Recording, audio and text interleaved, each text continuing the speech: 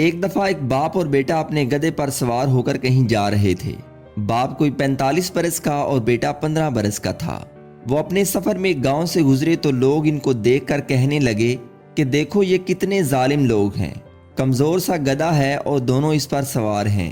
یہ سن کر باپ گدھے سے اتر گیا اور ساتھ پیدل چلنے لگا۔ اگلے گاؤں میں پہنچے تو وہاں کے لوگ انہیں دیکھ کر بولے کہ کتنا سنگ دل بیٹا ہے، خود جوان جہان گدھے پر سوار ہے اور بوڑھے باپ کو پیدل چلا رہا ہے۔ یہ سن کر بیٹا بڑا شرمندہ ہوا اور گدھے سے اتر کر پیدل چلنے لگا اور باپ گدھے پر سوار ہو گیا۔ جب وہ وہاں سے آگے ایک آبادی میں پہنچے تو لوگ انہیں دیکھ کر کہنے لگے کتنا بے رحم باپ ہے، معصوم بچے کو پیدل چلا رہا ہے اور خود ہٹا کٹا گدھے پر سوار ہے۔ یہ سن کر باپ بڑا شرمندہ ہوا۔ اب وہ بھی گدھے سے اترا اور دونوں گدھے کی رسی پکڑ کر ساتھ ساتھ پیدل چل پڑے۔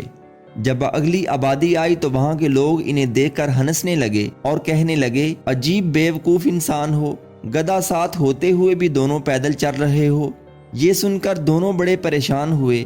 اب انہوں نے سوچا کہ ایک ہی طریقہ باقی رہ گیا ہے۔